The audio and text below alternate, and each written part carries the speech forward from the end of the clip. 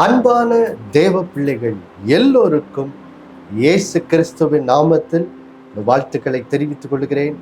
பிதாவாகிய தேவனாலும் நம்முடைய கர்த்தராகிய இயேசு கிறிஸ்துவினாலும் உங்கள் எல்லோரோட வாழ்விலும் கிருபையும் சமாதானமும் உண்டாவதாக என்று சொல்லி உங்களை வாழ்த்துவதிலே நான் மிகுந்த மகிழ்ச்சி அடைகிறேன். தேவ பிள்ளைகளே, நாம் கடந்த சில வாரங்களாக கர்த்தரை, குறிப்பாக அவருடைய வாக்குத்தத்தங்களை நாம் எப்படி விசுவாசிப்பது என்ற சத்தியத்தை நாம் விசுவாச தகப்பனாகிய ஆபிரகாம் வாழ்விலிருந்து நாம் கற்றுக்கொண்டு வருகிறோம். இந்த வாரமும் அதை தொடர போகிறோம். வாசிக்க கேட்கலாமா?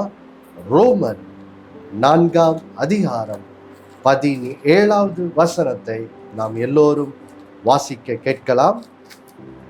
அநேக ஜாதிகளுக்கு உன்னை தகப்பனாக ஏற்படுத்தினேன் என்று எழுதியிருக்கிறபடி அவன் தான் விசுவாசித்தவருமாய் மரித்தோரை உயிர்ப்பித்து இல்லாதவைகளை இருக்கிறவைகளைப் போல அழைக்கிறவருமாய் இருக்கிற தேவனுக்கு முன்பாக நாம் எல்லோருக்கும் தகப்பனானான்.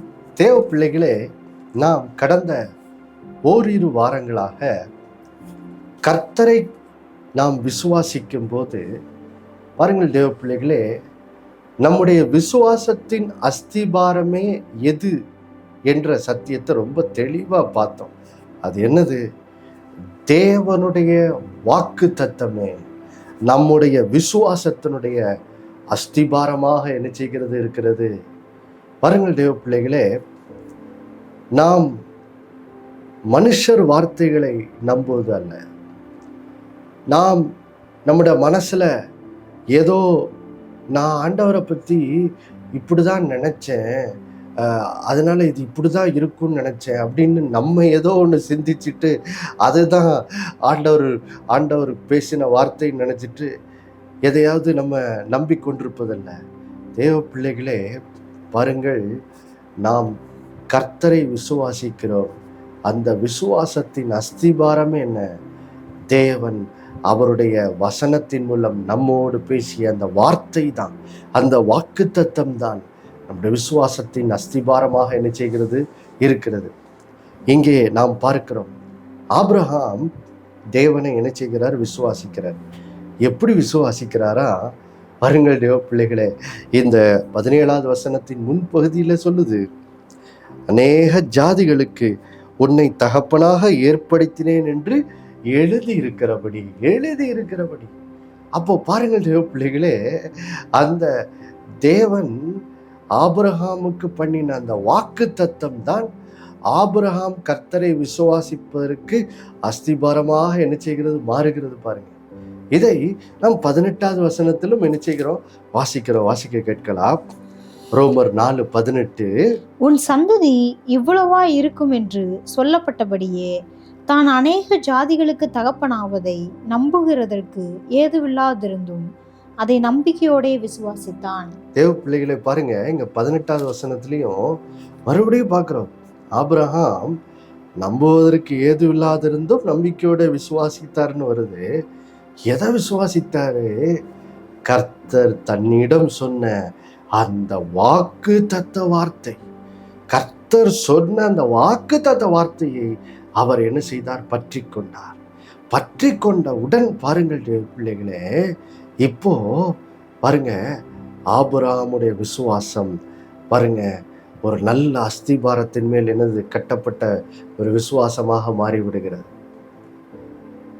ஆபிரகாம் கர்த்தர் தன்னிடத்தில் என்ன வார்த்தையை சொன்னாரோ அதை ஆபிரகாம் என்ன செய்கிறான்? பற்றி கொள்ளுகிறான். பாருங்கள் தேவ பிள்ளைகளே, இதுல இருந்து இன்னொரு சத்தியத்தையும் பார்க்கிறோம். அது என்னது? நீங்க கர்த்தரை விசுவாசிக்கணும்னா அது எதன் அடிப்படையில் தெரியுமா? ஆண்டவர் சொன்ன வார்த்தையை வைத்து தான் நீங்க கர்த்தரையே என்ன செய்ய முடியும்? நம்ப முடியும். நீங்க நிறைய பேர் சொல்றாங்க, நான் ஆண்டவரை நம்புறேன் அப்படின்னு நிறைய பேர் பேச்சு மொழியில சொல்றத நம்ம கேட்போம். அப்போ நம்ம அவங்ககிட்ட போய் கேட்டோம்னா, என்னங்க நம்புறீங்க அப்படின்னு கேட்டா, சும்மா நான் ஆண்டவரை நம்புறேங்க, அவர் ஜபத்துக்கு பதில் தருகிறவர், அவர் ரொம்ப நல்லவர், சரிங்க, எப்படி இதெல்லாம் சொல்கிறீங்க, எதன் அடிப்படையில் சொல்கிறீங்க அப்படின்னா, அவங்க பார்த்தீங்கன்னா அங்கே நடந்த சம்பவம், இங்கே நடந்த சம்பவம், இப்படி பார்த்தீங்கன்னா அவர்கள் தங்களை சுற்றி நடந்த ஏதோ ஒரு காரியத்தின் அடிப்படையில், பார்த்த ஏதோ ஒரு காரியத்தின் அடிப்படையில் அவங்க என்ன செய்வாங்க, நான் கர்த்தரை நம்புவேன்னு சொல்லுவாங்க. ஆனால் தேவ பிள்ளைகளே, உங்களுடைய நம்பிக்கை உங்கள் கண்ணால் காதால் கேட்கிற ஏதோ ஒரு காரியத்தின் அடிப்படையில் நான் கர்த்தரை நம்புறேன்னு நீங்கள் சொன்னீங்கன்னா, உங்கள் விசுவாசம் சோதிக்கப்படும் போது பாருங்க, நீங்கள் என்ன செய்திருவீங்க, விசுவாசத்தில் இடறி கீழே விழுந்துருவீங்க, விசுவாசத்தில் பின்வாங்கிடுவீங்க. ஏன் தெரியுமா? உங்கள் விசுவாசம் சரியான அஸ்திபாரத்தின் மேலே கட்டப்படலை. பாருங்க, உங்களோட விசுவாசம் பாருங்க, நீங்கள் இப்படி சொன்னால் அதுதான் கரெக்ட். அது என்னது, இப்போ யாராவது பிரதர் நீங்கள் சுகத்துக்காக விசுவாசிக்கிறேன்னு சொல்கிறீங்களா, எதன் அடிப்படையில் அப்படின்னு யாராவது உங்கள்கிட்ட கேட்டால் உடனே நீங்கள் இப்படி பதில் சொன்னீங்கன்னா, பிரதர் எனக்கு தெரியும், கர்த்தர் சொல்லியிருக்கிறார், யாத்திராமத்தில் சொல்லியிருக்கிறார், தேவனாகிய கர்த்தரை சேவிக்க கடவீர்கள், அவரும் அப்பத்தையும் தண்ணீரையும் ஆசீர்வதித்து வியாதியை உன்னிலிருந்து விளக்குவேன்னு சொல்லியிருக்காரு பிரதர். அப்போது அவர் சொல்லியிருக்கிறதுனால ஆண்டவர் என்னை சோமாக்குவேன்னு நான் நம்புகிறேன் பிரதர் அப்படின்னு நீங்கள் சொன்னீங்கன்னா, இப்போது தேவ பிள்ளைகளே, உங்கள் விசுவாசம் சரியான அஸ்திபாரத்தின் மேலே என்ன செய்யப்பட்டிருக்கு, கட்டப்பட்டிருக்குது. அந்த மாதிரி நீங்கள் இப்படி சொன்னீங்கன்னா, பிரதர் கர்த்தர் சொல்லியிருக்கார் சங்கீதம் 103:3 அவர் உன் அக்கிரமங்களையெல்லாம் மன்னித்து உன் நோய்களையெல்லாம் குணமாக்குறவர்னு சொல்லியிருக்கு பிரதர், அதனால தான் நான் நம்புகிறேன் கர்த்தர் என்ன சோமாக்குறவர்னு சொல்லி. இப்படி தேவன் சொல்லியிருக்கிற ஒரு வார்த்தையின் அடிப்படையில் நீங்கள் ஆபிரகாமை போல கர்த்தரை விசுவாசிக்கிறேன்னு சொன்னீங்கன்னா, தேவ பிள்ளைகளை, இப்போ இதுதான் சரியான விசுவாசம். இப்போ நீங்கள் சரியான முறையில் கர்த்தரை என்ன செய்றீங்க, நம்புறீங்க.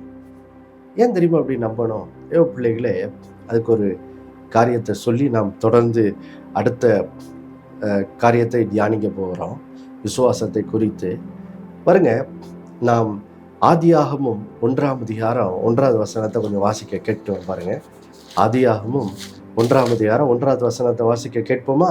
ஆதியிலே தேவன் வானத்தையும் பூமியும் சிருஷ்டித்தார். தேவ பிள்ளைகளே, யோவான் 1ஆம் அதிகாரம் 1வது வசனம். ஆதியிலே வார்த்தை இருந்தது, அந்த வார்த்தை தேவனிடத்தில் இருந்தது, அந்த வார்த்தை தேவனாய் இருந்தது. தேவ பிள்ளைகளே, பாருங்க, நம்ம இப்போ 2 வசனம் வாசிக்க கேட்டோம். ஆதியாகமம் 1:1 வேதம் சொல்லுது, ஆதியிலே தேவன் வானத்தை பூமியும் சிருஷ்டித்தார் அப்படின்னு நம்ம பார்க்கிறோம். இப்போ யோவான் அப்போஸ்தலன் அந்த ஆதியாகமம் 1ஆம் அதிகாரத்தில் தேவன் எப்படி வானத்தை பூமி சிருஷ்டித்தார் அப்படிங்கிறதுக்கு ஆதியாகமம் 1 அடிப்படையில் என்ன செய்யறார், ஒரு விளக்கத்தை கொடுக்குறார். என்ன சொல்றாரு, ஆதியிலே வார்த்தை இருந்தது, அந்த வார்த்தை தேவனோடு இருந்தது, அந்த வார்த்தை தேவனாக என்ன செய்தது, இருந்தது அப்படின்னு சொல்லிட்டு. இப்போ 3வது வசனத்தை வாசிக்கலாம். யோவான் 1:3. சகலமும் அவர் மூலமாய் உண்டாயிற்று, உண்டானதொன்றும் அவராலே அல்லாமல் உண்டாகவில்லை. அப்போ பாருங்க, ஆதியிலே தேவன் வானத்தையும் பூமி என்ன செய்தார், சிருஷ்டித்தார் அப்படின்னு ஆதியாகமம் 1:1 சொல்லுது. அதை யோவான் 1ஆம் அதிகாரம் 1வது வசனத்துல யோவான் அப்போஸ்தலன் இந்த ஆதியிலே வானத்தை பூமி சிருஷ்டித்த தேவன் எப்படி இந்த பூமியை சிருஷ்டித்தார், ஏன் அப்படி சிருஷ்டித்தார் அப்படிங்கிறதுக்கு விளக்கத்தை கொடுக்குற சொல்றாரு. நம்ம எல்லாருக்கும் தெரியும், தேவன் ஆதியாகமம் 1ஆம் அதிகாரத்தில் தேவன் எப்படி வானத்தை பூமி சிருஷ்டித்தார்ன்னு சொல்லி. நம்ம ஆதியாகமம் 1:3 வாசித்தாங்க போட்டிருக்கு, தேவன் வெளிச்சம் உண்டாக கடவுதென்றார், அது அப்படியே என்ன செய்து ஆயிற்றுன்னு சொல்லி வருது. அப்போ அங்கே தேவன் தம்முடைய வார்த்தையின் மூலம் உலகத்தை உண்டு பண்ணுகிறத பார்க்கிறோம். அதுக்கு காரணத்தை யோவான் அப்போஸ்தலன் விளக்குறார். ஏன் தேவன் வார்த்தையின் மூலமா வானத்தையும் பூமியும் உண்டாக்குறாரா? ஏன்னா இந்த வானத்தையும் பூமியும் உண்டாக்குன தேவன், அவருக்கு ஒரு நாமம் இருக்கிறது. அவர் எப்படிப்பட்டவர், அவர் யாரா, அவர் வார்த்தையானவரா இருக்கிறாரு அப்படின்னு சொல்லி ஆதியாகமம் 1:1 தேவனை குறித்த ஒரு ஒரு அறிவை யோவான் அப்போஸ்தலன் மூலம் ஆவியானவர் என்ன செய்றார், கொடுக்கிறார். தேவன் எப்படிப்பட்டவரா, அவர் வார்த்தையானவரா இருக்கிறார். ஆதியிலே வார்த்தை இருந்தது, அந்த வார்த்தை தேவனோடு இருந்தது, அந்த வார்த்தை தேவனா என்ன செய்தது இருந்தது. அப்போ யோசிச்சு பாருங்க, நம்மை உண்டாக்கிய தேவன் எப்படிப்பட்டவராய் இருக்கிறார்? அவர் வார்த்தையானவராய் என்ன செய்கிறார்? இருக்கிறார். அதனால்தான் 3வது வசனம் சொல்லுது, வார்த்தையின் மூலமா தான் சகலமும் என்ன செய்யிட்டு உண்டாயிற்று, தேவனுடைய வார்த்தை இல்லாம எதுவும் என்ன செய்யல உண்டாகலன்னு சொல்லி என்ன செய்யறார்? விளக்கம் கொடுக்கிறார். அப்ப பாருங்கள் தேவ பிள்ளைகளே, அதே யோவான் அப்போஸ்தலன் தான் தேவனை குறித்த இன்னொரு விளக்கத்தையும் கொடுக்கிறார். அது இங்க யோவான் 4:24 அங்க அவர் சொல்றாரு, தேவன் ஆவியாயிருக்கிறார் அப்படின்னு சொல்றாரு. அப்போ யோசிச்சு பாருங்கள் தேவ பிள்ளைகளே, நாம சேவிக்கிற தேவன் எப்படிப்பட்டவராய் இருக்கிறாரு? அவர் தேவன் ஆவியாயிருக்கிறார். அப்போ ஆவியாயிருக்கிற தேவன் தம்மை மனுக்குலத்துக்கு எப்படி வெளிப்படுத்துவது? ஏன்னா தேவன் ஆவியா இருக்கிறாருன்னு என்ன அர்த்தம்? நம்ம அவரை தொட்டு கண்டுலாம் என்ன செய்ய முடியாது, பார்க்க முடியாது. அவர் ஆவியா இருக்கிற தேவன். அப்ப ஆவியா இருக்கிற தேவனை எப்படிங்க நம்ம அறிந்து கொள்வது? அவரோட நம்ம எப்படி உறவாடுறது? அதுக்கு தான் தேவனை குறித்த இன்னொரு வெளிப்பாடு அங்க யோவான் 1:1 சொன்னார். ஆவியாயிருக்கிற தேவன் தம்மை எப்படி வெளிப்படுத்துகிறாரா? தம்முடைய வார்த்தையின் மூலமாய் தம்மை என்ன செய்கிறார்? வெளிப்படுத்துகிறார். ஏன்னா அவர் வார்த்தையானவராகவும் என்ன செய்கிறார்? இருக்கிறார். அப்போ பாருங்கள் தேவ பிள்ளைகளே, இந்த 2 வசனத்திலிருந்து நம்ம சேர்த்து போட்டு நம்ம பார்க்கும்போது என்ன புரியுது? ஆவியாய் இருக்கிற தேவனை நீங்க தொடர்பு கொள்ளணும்னா, ஆவியாய் இருக்கிற தேவனோடு ஒரு உறவு கொள்ளணும்னா, அவரை நம்பணும், அவரை விசுவாசிக்கணும்னா, அதுக்கு ஒரே ஒரு வழி அவருடைய வார்த்தையின் மூலமா தான். ஹல்லேலூயா! அதனாலதான் பாருங்கள் தேவ பிள்ளைகளே, நமக்கு அதனாலதான் சின்ன வயசுல இருந்து சொல்லி கொடுக்காங்க, பைபிளை வாசி பைபிளை வாசி பைபிளை வாசின்னு சண்டே கிளாஸ்ல இருந்து சொல்லி கொடுக்காங்க. எதுக்கு? சில பேர்லாம் சொல்லுவாங்க, பிரதர் எப்படியாவது நான் தேவனை அறிஞ்சுக்கணும் பிரதர், அறிஞ்சுக்கணும்னா என்ன செய்யணும் பிரதர்? அப்போ நான் அவர் ஏதாவது சொப்பனத்துல பார்க்கணுமா, நான் ஏதோ ஒரு தரிசனத்துல பார்க்கணுமா, பார்த்தாதான் அவரை அறிய முடியும். தேவ பிள்ளைகளே, தேவனை நீங்க எப்படி தெரியுமா அறிந்து கொள்றீங்க? அவருடைய வசனத்தின் மூலமா தான் அறிந்து கொள்றீங்க. ஹல்லேலூயா! இயேசு அறியணுமா? மத்தேயு, மார்க்கு, லூக்கா, யோவான் எடுத்து திரும்ப திரும்ப வாசிங்க. வாசிக்கும் போதே இயேசுவை குறித்த ஒரு அறிவு உங்களுக்கு என்ன செய்ய வரும்? இயேசுவை என்ன செய்வீங்க? அறிந்து கொள்ள ஆரம்பிப்பீங்க. அப்போ பாருங்கள் தேவ பிள்ளைகளே, நிறைய பேர் சொல்லுவாங்க, பிரதர் ஏசப்பா என்கிட்ட பேச மாட்டாரா பிரதர்? ஏசப்பாவோட சத்தத்தை கேட்கணும்னு எனக்கு ஆசையா இருக்கு. எப்படி பிரதர் ஏசப்பாவுடைய சத்தத்தை கேட்கறது அப்படின்னு கேட்பாங்க. கர்த்தர் சொல்றாரு, என்ன உனக்கு பைபிள் என்ன செய்திருக்கேன், கொடுத்துருக்கேன். இப்போ இந்த பைபிள் எடுத்து நீங்க வாசிக்கும் போது யார் சத்தத்தை கேட்குறீங்க? ஏசப்பா சத்தத்தை தான் கேட்குறீங்க. ஹல்லேலூயா! யோசிச்சு பாருங்க. அதனால தான் நான் இப்போ உங்களுக்கு பிரசங்கம் பண்ணும்போது நான் பைபிளை திறந்து வாசிச்சு தான் உங்களுக்கு என்ன செய்யறேன்? பிரசங்கம் பண்றேன். நான் என்னுடைய சொந்த கதை, சோக கதை எதுவும் உங்கள்கிட்ட சொல்லிக்கிட்டு இருக்கல. நான் ஏசப்பாவுடைய வார்த்தையை வாசித்து அந்த வார்த்தை என்ன சொல்லுதுன்னு உங்களுக்கு விளக்கி என்ன செய்யறேன் சொல்றேன், அவ்வளவுதான். ஏன் அதை சொல்றேன்? ஏன்னா ஏசப்பா தம்மை எப்படி வெளிப்படுத்துகிறார்? இந்த வார்த்தையின் மூலமாக தான் நமக்கு என்ன செய்கிறார்? தம்மையை வெளிப்படுத்துகிறார். அதை தான் யோவான் 1:1 ஆவியானவர் என்ன செய்யறார்? நமக்கு கற்றுக் கொடுக்கிறார் பாருங்க. அப்போ பாருங்கள் தேவ பிள்ளைகளே, அதனாலதான் இன்னைக்கு ஆண்டவர் சொல்றாரு, உங்களுடைய விசுவாசம், ஆண்டவர் உங்களை பார்த்து சொல்லுகிறார், என் மகனே என் மகளே, உன்னுடைய நம்பிக்கையும் உன்னுடைய விசுவாசமும் அவருடைய வசனத்தின் அடிப்படையில் என்ன செய்யட்டும், இருக்கட்டும். அவரோட வாக்குத்தத்த வார்த்தையின் அடிப்படையில் இருக்கட்டும். நீங்களா எதையாவது யோசிச்சுட்டு நான் இதை நம்புறேன்னு சொல்லாதீங்க. இல்லை இல்லை இல்லை, வசனத்துக்கு போங்க. வசனம் என்ன சொல்லுதுன்னு பாருங்க. பார்த்துட்டு அந்த வார்த்தையின் அடிப்படையில் உங்கள் விசுவாசத்தை நீங்கள் விசுவாசிக்க ஆரம்பிச்சிங்கன்னா, எப்போ உங்கள் விசுவாசம் சரியான அஸ்திபாரத்தின் மேல் என்ன செய்யப்பட்டிருக்கு? கட்டப்பட்டிருக்கிறது. ஹல்லேலூயா! ஹல்லேலூயா! அப்போ நீங்க வார்த்தையின் அடிப்படையில் கர்த்தரை விசுவாசிக்கும் போது பாருங்க, நீங்க ஒருபோதும் வெட்கப்பட்டு போக மாட்டீங்க. உங்க விசுவாசம் வீணா என்ன செய்யாது போகாது, பொய்த்து போகாது. கண்டிப்பா நீங்க எதை விசுவாசிக்கிறீங்களோ அதனுடைய நிறைவேறுதலை என்ன செய்வீங்க? காண்பீங்க. ஹல்லேலூயா!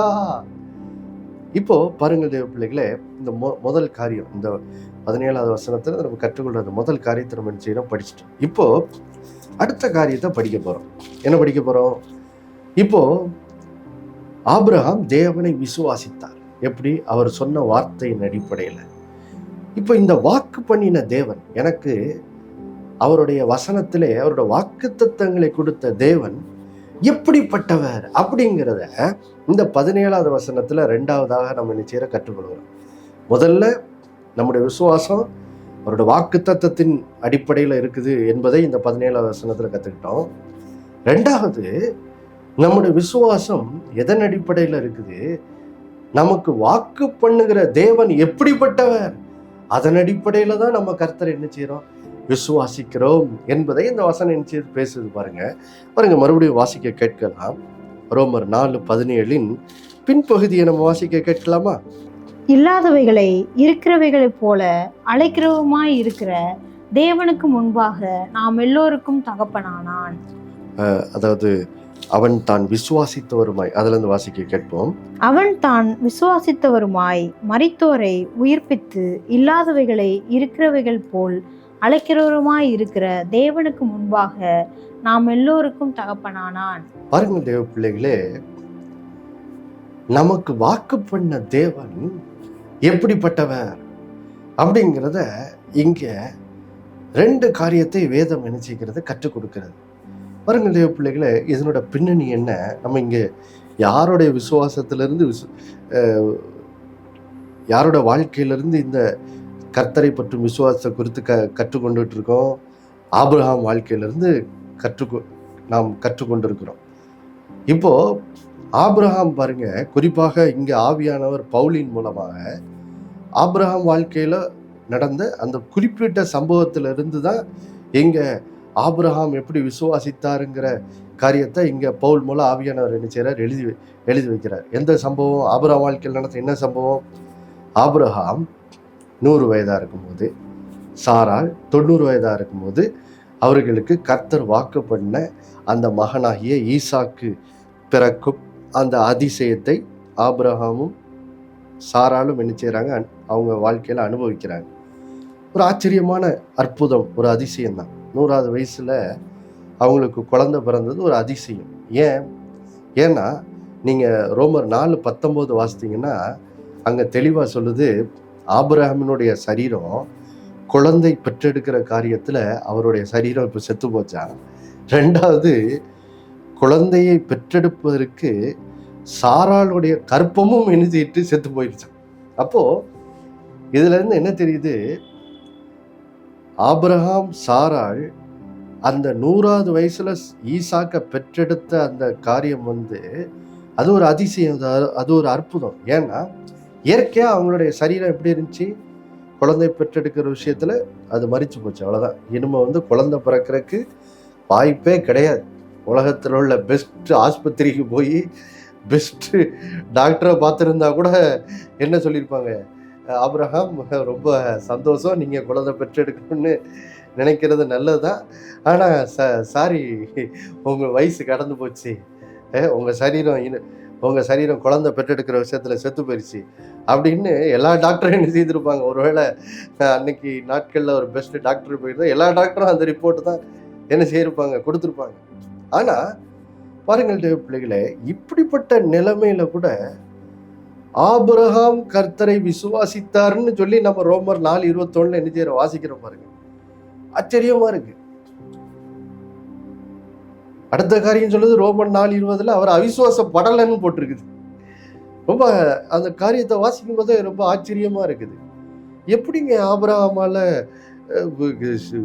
தன்னுடைய சரீரம் குழந்தை பெற்றெடுக்கிற விஷயத்துல எல்லாம் செத்து போன நிலைமையில, சாரோட கருப்பை செத்து போன நிலைமையில கூட எப்படி குழந்தை பிறக்கும்னு அவரால் நம்ப முடிஞ்சது? எதன் அடிப்படையில் கர்த்தர் செய்வாருன்னு சொல்லி அவர் எப்படி நம்பிக்கையா இருந்தார் அப்படின்னு சொல்லி நம்ம கேட்டோம்னா அதுக்கு பதிலாக தான் இங்க வசனம் என்ன செய்து சொல்லி கொடுக்குது. ஆபிரகாம் கர்த்தருடைய வாக்கு தத்தத்தை என்ன செய்தார், நம்பினார். எதன் அடிப்படையில நம்பினாரு பாருங்க, தேவன் தன்னை குறித்த ஒரு வெளிப்பாடை, ஒரு அறிவை ஆபிரகாமுக்கு என்ன செய்யறாரு, கொடுக்கிறாரு பாருங்க. அந்த அறிவு தான் ஆபிரகாம் கர்த்தரை நம்புறதுக்கு ஏதுவா, அதாவது கர்த்தர் கொடுத்த வாக்கு தத்தத்தை நம்புவதற்கு ஒரு வழியை என்ன செய்து உண்டு பண்ணுது பாருங்க. பாருங்க பிள்ளைகளை, இந்த ரோமர் 4:17 நம்ம புரிஞ்சுக்கணும்னா பாருங்க, இந்த வசனத்தை புரிஞ்சுக்கிறதுக்கு நம்ம இப்போ ஆதியாகமம் 17 என்ன செய்ய வேண்டியிருக்கு, போக வேண்டியிருக்கு பாருங்க. இந்த வசனத்தை ஈஸியா ஞாபகம் வச்சுக்கலாம். ரோமர் 4:17 எதன் அடிப்படையில் சொல்லப்பட்டிருக்கு? ஆதியாகமும் 17ஆம் அதிகாரத்துல 1-5 வசனம் இருக்கு பார்த்தீங்களா? அதன் அடிப்படையில் தான் இந்த இந்த வசனங்கள் எல்லாம் பவுல் என்ன செய்யறாரு, எழுதுறாரு பாருங்க. இப்போ நம்ம ஆதியாகமம் 17க்கு போவோம். ஆதியாகமம் 17ஆம் அதிகாரம், அங்கே 1 மற்றும் 2 வசனங்களை நாம் வாசிக்க கேட்போம் பாருங்க. ஆபிரகாம் 99 வயதான போது கர்த்தர் ஆபிரகாமுக்கு தரிசனமாகி, நான் சர்வ வல்லமை உள்ள தேவன், நீ எனக்கு முன்பாக நடந்து கொண்டு உத்தமனாயிரு, நான் உனக்கும் எனக்கும் நடுவாக என் உடன்படிக்கையை ஏற்படுத்தி உன்னை மிகவும் திரளாய் பெருக பண்ணுவேன் என்றார். பாருங்க தேவ பிள்ளைகளே, நாம அங்க ரோமர் 4:17 ஆபிரகாம் கர்த்தரை விசுவாசித்த போது அவர் கர்த்தரை குறித்த ஒரு 2 புரிந்து கொள்ளுதலை, கர்த்தருடைய சுபாவத்தை குறித்து 2 புரிந்து கொள்ளுதல் அவருக்கு இருந்துச்சின்னு சொல்லி நான் வாசிக்கிறோம். என்ன புரிந்து கொள்ளுதல்? அவர் விசுவாசித்தவர் எப்படிப்பட்டவருங்கிற, தான் விசுவாசிக்கிற தேவன், தனக்கு வாக்கு பண்ணின தேவன் எப்படிப்பட்டவருங்கிறத அவர் புரிஞ்சு வச்சிருந்தாரா?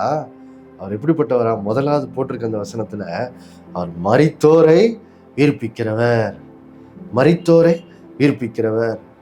2வது அவர் தேவனை எப்படி புரிஞ்சு வச்சிருந்தாரா? அவர் இல்லாதவைகளை இருக்கிறவைகளை போல் அழைக்கிற கர்த்தர் அப்படின்னு சொல்லி இந்த 2 தேவனை குறித்த ஒரு புரிந்து கொள்ளுதல் ஆபிரகாமுக்கு என்ன செய்திருக்கு, இருந்திருக்கு. இப்போ இந்த புரிந்து கொள்ளுதல் ஆபிரகாமுக்கு எங்க இருந்து வந்துச்சுன்னு நம்ம புரிந்து கொள்றதுக்கு தான் இங்க ஆதியாகமம் 17க்கு என்ன செய்யற வர்றோம். ஆபிரகாமுக்கு எப்படி அந்த புரிந்து கொள்ளுதல் தேவனை குறித்து வந்துச்சு பாருங்கள் தேவ பிள்ளைகளே. இதுல நீங்க ரொம்ப கவனிக்க வேண்டிய ஒரு விஷயம் என்னன்னா பாருங்க, 17வது அதிகாரம் 1வது வசனத்துல தேவன் தாம் எப்படிப்பட்டவர்னு முதல்ல பேசுறாரு ஆபிரகாம்கிட்ட. அது பேசினதுக்கு அப்புறம் தான் அடுத்த 2வது வசனத்துல மற்றும் பாத்தீங்கன்னா 5வது வசனத்துல தான் பாத்தீங்கன்னா வாக்கு தத்தத்தை பேசுறாரு. என்ன வாக்கு தத்தம்? நான் உன்னை அநேக ஜாதிகளுக்கு தகப்பனாக ஏற்படுத்தினேன் அப்படிங்கிற வாக்கு தத்தத்தை முதல்ல தாம் எப்படிப்பட்டவருங்கிறத அந்த அறிவை கொடுத்ததுக்கு அப்புறம் தான் ஆபிரகாமுக்கு நான் உன்னை மிகவும் திரளா பெருக பண்ணுவேன்னு என்ன செய்யறாரு, வாக்கு பண்றாரு. அப்போ பாருங்கள் தேவ பிள்ளைகளே, ஆண்டவர் ஆபிரகாமுக்கு எப்படி அந்த தாம் எப்படிப்பட்டவருங்கிற அந்த அறிவை எதன் மூலம் கொடுக்கிறாரு? இந்த வார்த்தையில தான் இருக்குது பாருங்க. ஆதியாகமம் 17ஆம் அதிகாரம் 1வது வசனத்துல ஆண்டவர் ஆபிரகாமுக்கு ஒரு வெளிச்சத்தை, ஒரு அறிவு, தம்மை குறித்த ஒரு அறிவை கொடுக்கிறார். சொல்றாரு, ஆபிரகாமே, நான் சர்வ வல்லமையுள்ள தேவன், நான் சர்வ வல்லமையுள்ள தேவன் அப்படிங்கிற ஒரு அறிவை என்ன செய்யறாரு, ஆபிரகாமுக்கு என்ன செய்யறாரு, கொடுக்கிறாரு பாருங்க. அந்த அறிவு வந்த உடனே தான் ஆபிரகாமுக்கு இப்ப என்ன பண்ணுது தேவன். அப்புறம் பாத்தீங்கன்னா 5வது வசனத்துலதான் வாக்கு தத்தத்தை பேசுறாரு. வாசிக்கலாம். ஆதியாகமம் 17:5. இனி உன் பேர் ஆபிரகாம் என்னப்படாமல் நான் உன்னை திரளான ஜாதிகளுக்கு தகப்பனாக ஏற்படுத்தினபடியால் உன் பேர் ஆபிரகாம் என்னப்படும். பாருங்கள் தேவ பிள்ளைகளே, அப்போ அங்க 17 ரோமர் 4:17 சொல்லியிருக்க, நான் உன்னை அநேக ஜாதிகளுக்கு தாப்பனா ஏற்படுத்தினேன் அப்படிங்கிற வார்த்தை எங்க இருந்து வருது? இந்த 5வது வசனத்துல இருந்தான். அப்போ யோசிச்சு பாருங்க, வாக்குத்தத்தம் வருது. ஆனா வாக்குத்தத்தத்துக்கு முன்னாடி என்ன வருது? தேவன் தான் இன்னார் என்ற அறிவு என்ன செய்யறார், ஆபிரகாம் கொடுக்கிறார். அந்த அறிவு வந்த பிறகுதான் ஆபிரகாமுக்கு சரி அப்ப இவர் சொல்ற வார்த்தையை நம்ம நம்ப முடியுங்கிற ஒரு நம்பிக்கையை அவருக்குள்ள என்ன செய்யுது, பிறக்குது பாருங்க. அப்போ தேவ பிள்ளைகளா, தேவன் தாம் என்ன அறிவை ஆபிரகாமுக்கு கொடுக்கிறாரு. ஆண்டவர் அவரை பார்த்து ஆபிரகாமை பார்த்து சொல்றாரு, ஆபிரகாமே, நான் சர்வ வல்லமையுள்ள தேவன், நான் சர்வ வல்லமையுள்ள தேவன் அப்படிங்கிற வார்த்தைய ஆபிரகாமுக்கு என்ன செய்யறாரு, பேசுறாரு. அப்போ தேவன் தாம் சர்வ வல்லவர்னு சொல்லும் போது அதுக்கு அர்த்தம் என்னங்கிறத தான் ஆபிரகாம் என்ன புரிஞ்சுக்கிட்டாருங்கிறதா ரோமர் 4:17 வாசிக்கிறான். அதுக்கு அர்த்தம் என்னது? அது அர்த்தம், முதல் அர்த்தம் என்னது? என் தேவன் சர்வ வல்லவர் அப்படின்னா என்ன அர்த்தம்? அதுக்கு ஆபிரகாம் இப்படிதான் அதை புரிஞ்சுக்கிட்டாரு. எப்படி ஆவியானவர் இப்படிதான் ஆபிரகாமுக்கு அதை விளக்கி கற்றுக் கொடுத்தாரு. அதான் ஆபிரகாம் இப்படி விளங்கிட்டாரு. என்ன விளங்கிட்டாரு? குழந்தை பிறக்கிற விஷயத்துல என் சரீரம் செத்து போய் கிடக்கு, என் மனைவி சாராளுடைய கருப்பமும் செத்து போய் தான் இருக்கு.